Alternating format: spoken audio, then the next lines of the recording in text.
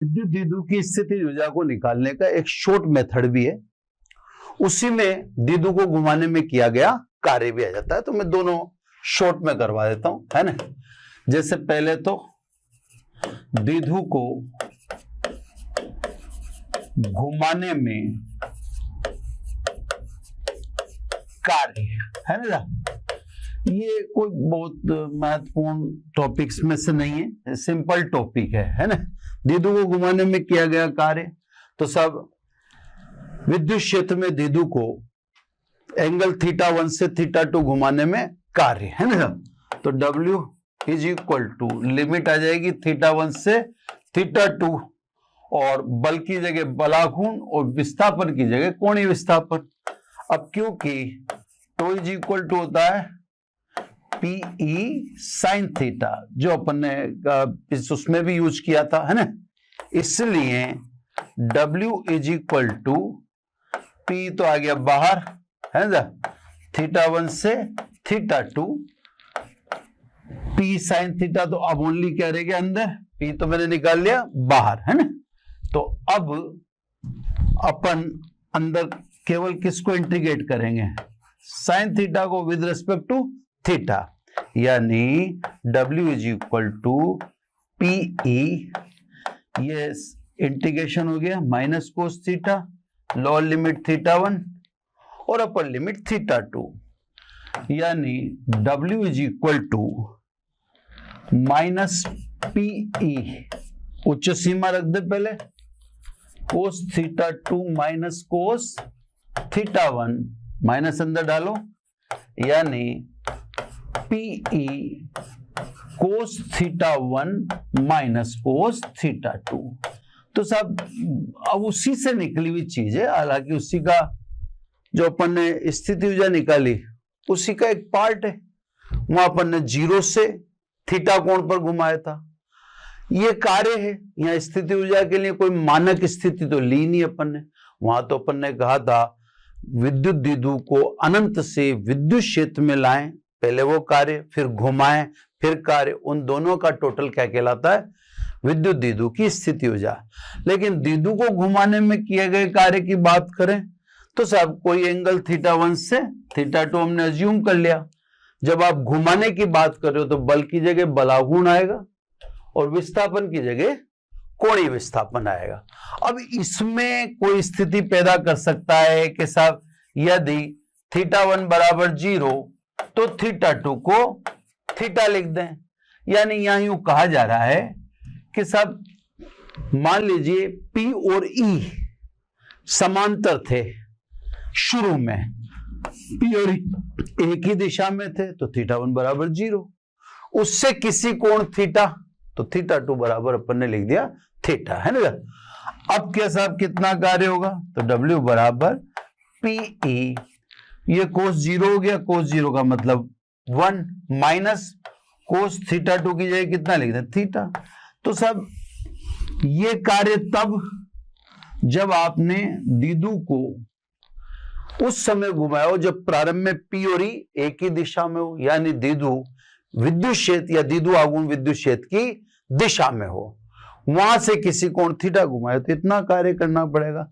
मेरा हिसाब तो ये है कि ये ज्यादा बेटर है, क्योंकि इसमें आपसे साफ कहा गया है कि किसी कोण θ1 से θ2। तो न्यूमेरिकल वगैरह कभी बैठता है या आता है तो न्यूमेरिकल वगैरह में आप कर सकते हो कंफर्टेबली कि भाई θ1 वो कह दे, मान लीजिए θ1 बराबर 0, तो आप यहां रख देना, है ना साहब। अब इसी से विद्युत द्विध्रुव की स्थिति ऊर्जा का एक शॉर्ट वे भी है, एक छोटा सा तरीका भी है। कैसे, मैं आपको समझाता हूं, है ना।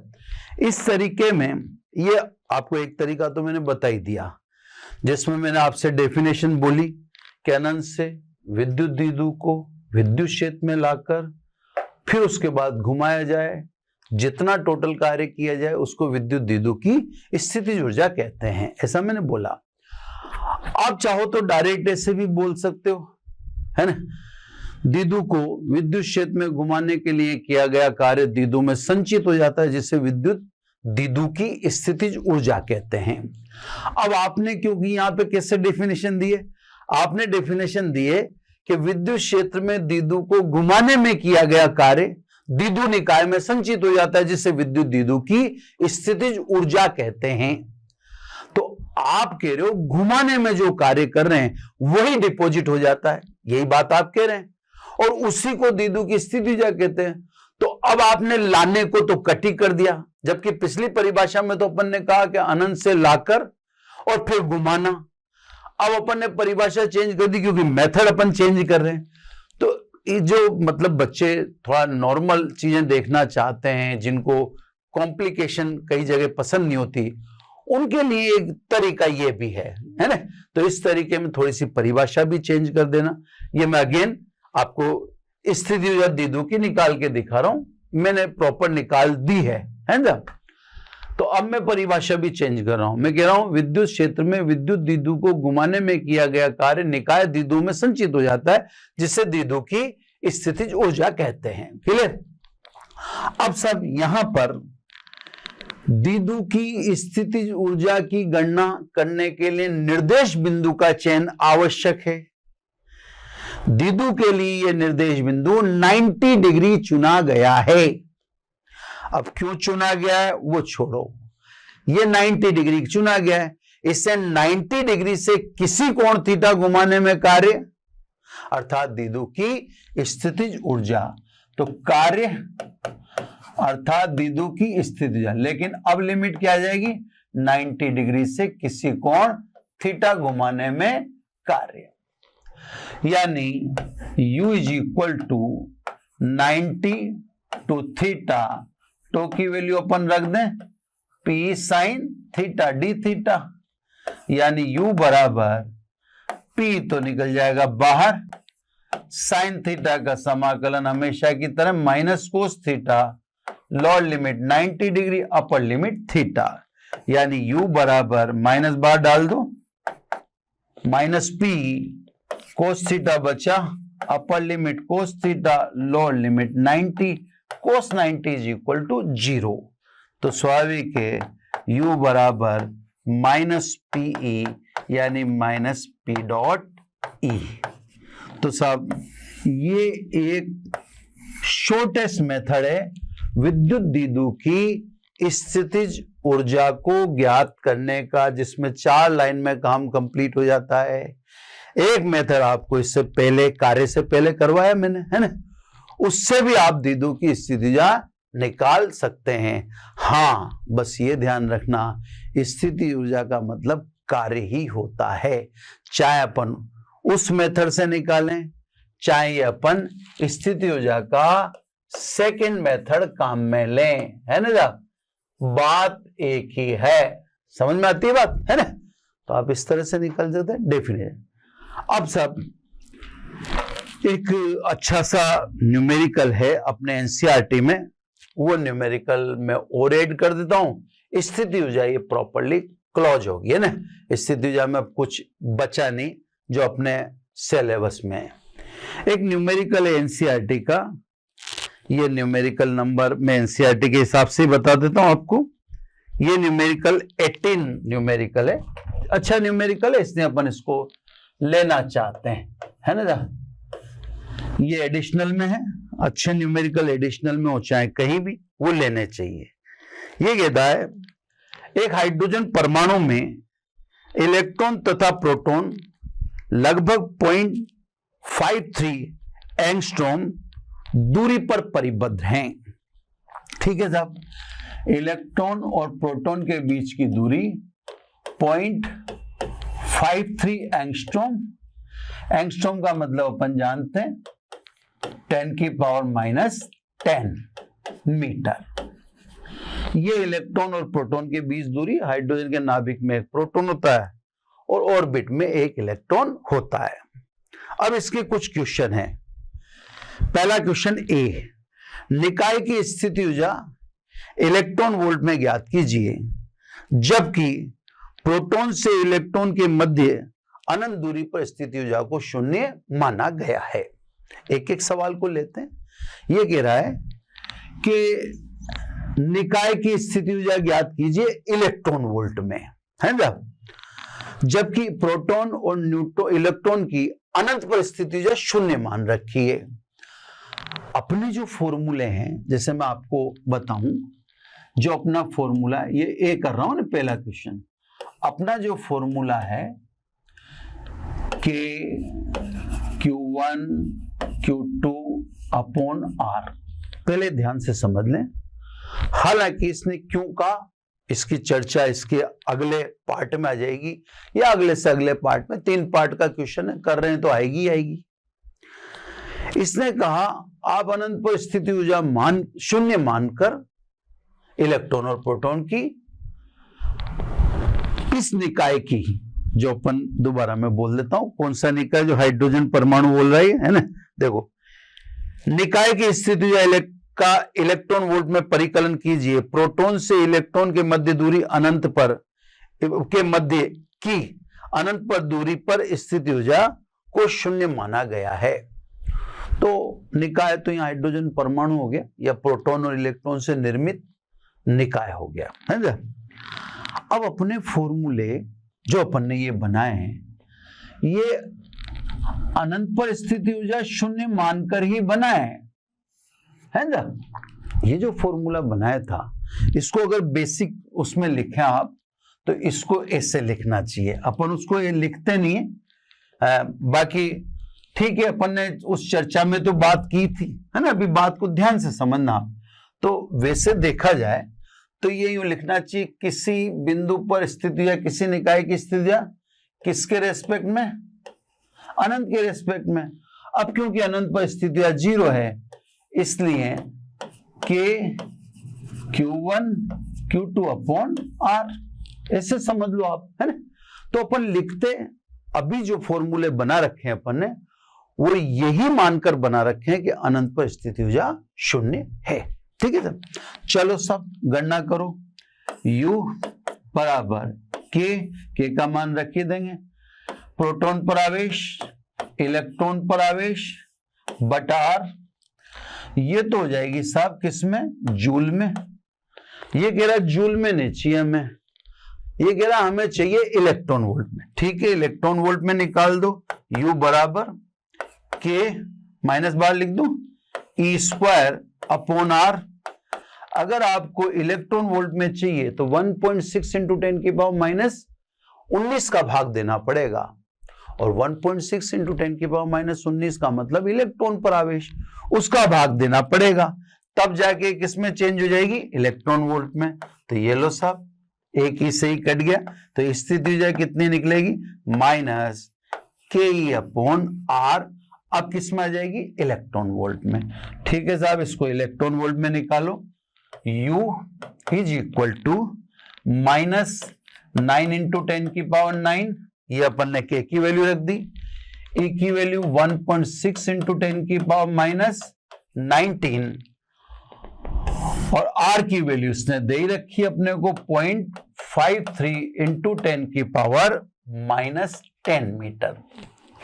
इसको अपन कैलकुलेट करेंगे तो आप ये देखो, पावर तो टोटल कैंसिल होगी, पावर तो नहीं बची है ना। माइनस दिख रहा है साफ साफ, तो माइनस आएगा।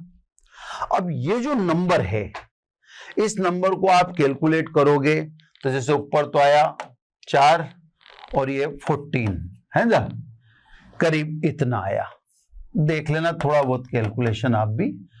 9 6 54 4 5 आया, 9 1 5 14, ठीक है, इतना इलेक्ट्रॉन। और इसको कैलकुलेट करेंगे तो ये आएगा माइनस 27 पॉइंट करीब 6 है ना, 27 में डायरेक्ट आंसर लिख देता हूं, 27.2 इलेक्ट्रॉन वोल्ट है ना साहब, थोड़ा सा डायरेक्ट देता है ना। तो ये 27.2 इलेक्ट्रॉन वोल्ट करीब आएगा। चलिए, तो ये साहब इसका पहला आंसर हो गया कि इस निकाय की स्थिति ऊर्जा इलेक्ट्रॉन वोल्ट में इतनी है। अब सेकंड क्वेश्चन देखते हैं सब, है ना। क्वेश्चन अच्छा है, इसको थोड़ा आप भी ध्यान से देखिए। मैं कैलकुलेशन डायरेक्ट लिख दूंगा ना, कैलकुलेशन में चक्कर पड़ता है, अभी ये सामने नहीं कर सकते एकदम, है ना। ये कह रहा है इलेक्ट्रॉन को स्वतंत्र करने में कितना न्यूनतम कार्य करना पड़ेगा। है ना। यदि यह दिया गया है कि इसकी कक्षा में गतिज ऊर्जा पहले सवाल में निकाली गई स्थिति ऊर्जा की आधी है। अभी कह रहा है इलेक्ट्रॉन को बाहर निकालना है, तो आपको कितना कार्य करना पड़ेगा, क्लियर। जबकि इलेक्ट्रॉन की गतिज ऊर्जा अपन ने जो निकाली है ए में, ए का मतलब ये सोल्व कर लिया अपन ने, उसमें ली गई स्थिति ऊर्जा की आधी है। तो सब पहले तो गतिज ऊर्जा बताओ, स्थिति ऊर्जा की आधी है, क्लियर। स्थिति ऊर्जा कितनी, माइनस या 27.2 अपॉन 2, यानी काइनेटिक एनर्जी आ जाएगी प्लस 13.6 इलेक्ट्रॉन वोल्ट। ये बात ध्यान रखिएगा साहब, स्थिति ऊर्जा नेगेटिव हो सकती है, गतिज ऊर्जा सदैव धनात्मक ही होती है। तो आप बिल्कुल ध्यान रखिएगा कि स्थिति ऊर्जा नेगेटिव हो सकती है, उसमें कोई दो राय नहीं है, लेकिन गतिज ऊर्जा सदैव धनात्मक होती है। इसलिए आप इस बात का विशेष ध्यान रखिए कि यह आपको पॉजिटिव लिखनी है। हालांकि पोटेंशियल एनर्जी नेगेटिव है ना, लेकिन गति ऊर्जा जब लिखो वो इस बात का विशेष रूप से ध्यान रखिएगा। तो साहब स्थिति ऊर्जा तो ये रही,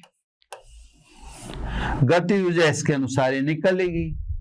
अब आपको इलेक्ट्रॉन को निकालने के लिए, निकालने का मतलब अनंत पर ले जाने के लिए, तो इलेक्ट्रॉन को अनंत पर ले जाने के लिए अर्थात इलेक्ट्रॉन को निकालने के लिए कितना कार्य करना पड़ेगा, है ना। तो सब मान लीजिए कार्य W है, अनंत पर क्योंकि ऊर्जा शून्य है तो सब कार्य W है, तो W plus potential energy plus kinetic energy, in total का अनंत पे मान क्या हो जाना चाहिए, 0 हो जाना चाहिए। भाई इसने कहा कि इलेक्ट्रॉन को अनंत पर शिफ्ट करने में कितना कार्य करना पड़ेगा, तो अनंत पर शिफ्ट करने में कितना कार्य करना पड़ेगा, तो मैंने कार्य मान लिया W, स्थिति ऊर्जा U है इससे, गति ऊर्जा K है इससे। अब ये टोटल अनंत पर तो क्या हो जाने चाहिए, 0 हो जाने चाहिए। इसलिए कार्य W बराबर -U -K, W minus U का मान कितना है, -27.2 इलेक्ट्रॉन वोल्ट, और K का मान कितना है, 13.6 इलेक्ट्रॉन वोल्ट। यानी कार्य कितना हुआ सब, +27.2 -13.6 इलेक्ट्रॉन वोल्ट। तो सब 27.2 में से 13.6 गए तो 13.6 इलेक्ट्रॉन वोल्ट। ये सब इलेक्ट्रॉन को निकालने में इतना कार्य करना पड़ेगा। ये सब इस क्वेश्चन का सेकंड पोर्शन हो गया। अब इस क्वेश्चन का लास्ट पोर्शन, अब देखो इसने टर्न दिया है, इसीलिए इसने ए में कहा था कि अनंत परम स्थिति ऊर्जा 0 मान रहे हैं, तो सब वो इसने कहा था, अब सी से पता चलता है। ये कह रहा है यदि स्थिति ऊर्जा को 1.06 एंगस्ट्रॉम पर, मैं लिख देता हूं, है ना, सी आर बराबर 1.06 एंगस्ट्रॉम, यानी 1.06 इंटू 10⁻⁻10 मीटर। अब ये बड़ा इसने शानदार बात कह दी। इसने कहा यदि स्थिति ऊर्जा को 1.06 एंगस्ट्रॉम पर शून्य माने तो आपका ए और बी का अब उत्तर क्या होगा। अभी तक जो उत्तर अपन निकाल रहे थे वो अनंत पर स्थिति ऊर्जा को शून्य मानकर निकाल रहे थे, लेकिन ये कह रहा है कि अगर स्थिति ऊर्जा अनंत पर शून्य माने, सॉरी स्थिति ऊर्जा 1.06 पर शून्य माने, एक बार और बोल देता हूं कहीं कंफ्यूजन नहीं होना चाहिए। ए और बी जो अपन ने कैलकुलेशन की, जैसे कार्य वगैरह की, तो ये कैलकुलेशन तो अपन ने ये मानकर की कि अनंत पर स्थिति ऊर्जा 0 है, क्लियर। अब ये क्या कह रहा है, इसकी बात को ध्यान से सुनो।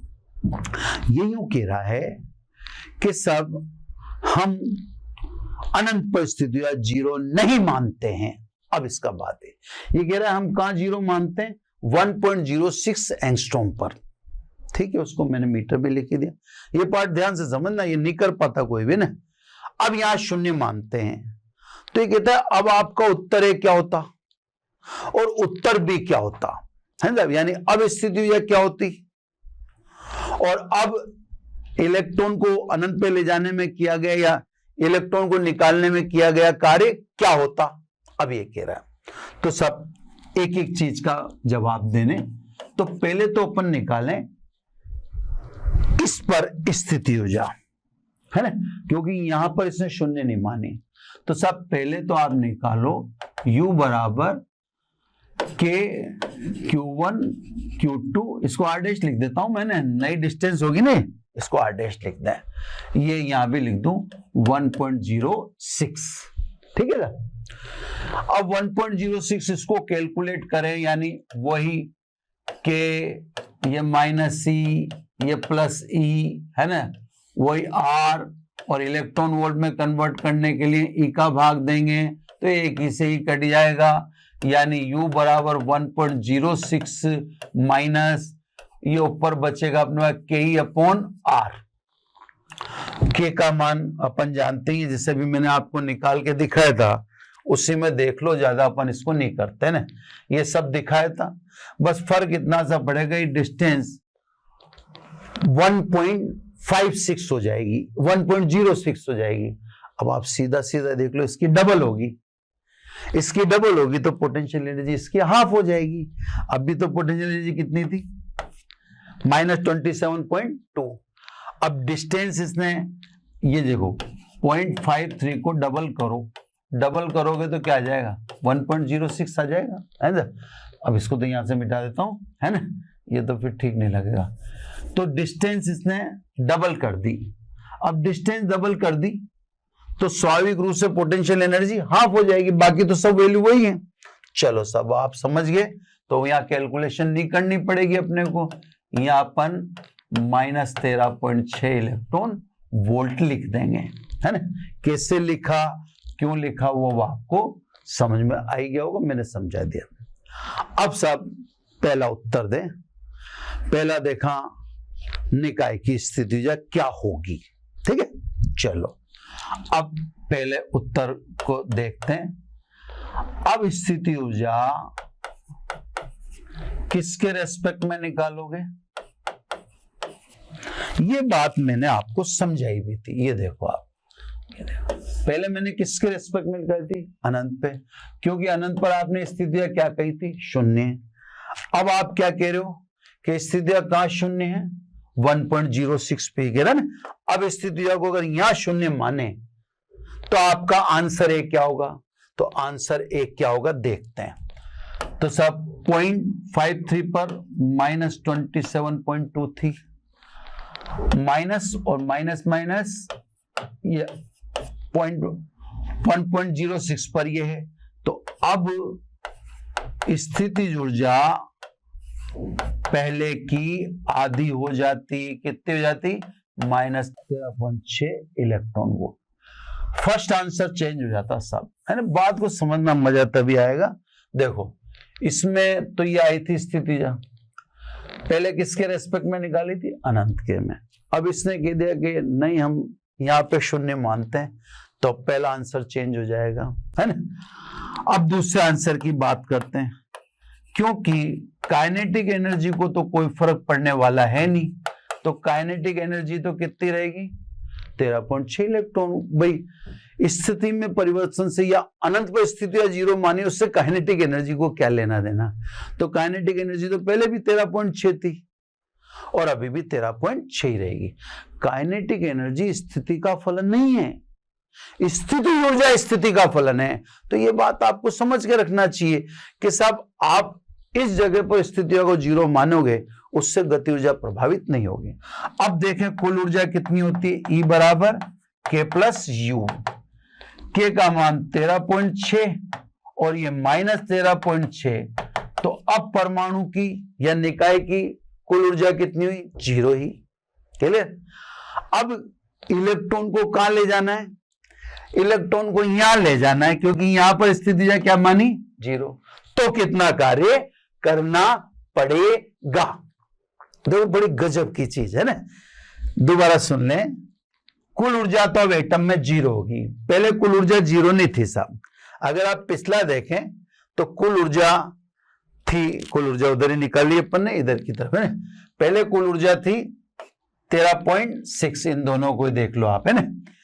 अब परमाणु में या निकाय की कुल ऊर्जा 0 होगी। अब इलेक्ट्रॉन को निकालने के लिए किया गया कार्य और बताना है। आपको इलेक्ट्रॉन को अनंत पे ले जाना है, यानी इलेक्ट्रॉन को बाहर निकालना है। इलेक्ट्रॉन को बाहर निकालने के लिए कुल कार्य कितना करना पड़ेगा, है ना। तो सब पहले आप समझ ही गए कि स्थिति ऊर्जा चेंज हो चुकी है, गति ऊर्जा चेंज हुई। अब तीसरा क्वेश्चन का आंसर और निकालना है हमें। तो सब देखो कार्य कितना करना पड़ेगा उसको देखें आप, है ना। ये कार्य क्लियर, ये आपकी कुल ऊर्जा माइनस 1.06 पर आपको ले जाना है, यानी क्योंकि आप स्थिति या यहां पर स्थिति 0 मानी आपने। कुल ऊर्जा कितनी? 0 माइनस ये कितना हो गया? -13.6 इलेक्ट्रॉन वोल्ट। यानी अभी भी आपको उतना ही कार्य करना पड़ेगा जितना आपको पहले करना पड़ेगा। तो सब आंसर ए चेंज होगा, बाकी कोई भी चेंज हो, मतलब वो भी इसलिए क्योंकि स्थिति ऊर्जा स्थिति का फलन है ना। थैंक यू वेरी मच, है ना। आपको अब नेक्स्ट एपिसोड से ये स्थिति ऊर्जा आप पूरी तरह से क्लोज होगी, न्यूमेरिकल सहित क्लोज हो चुकी है। नेक्स्ट जो लेक्चर है वो धारिता से चालू होगा, है ना सर। अब स्थिति ऊर्जा में न्यूमेरिकल वगैरह कुछ भी नहीं। Thank you very much.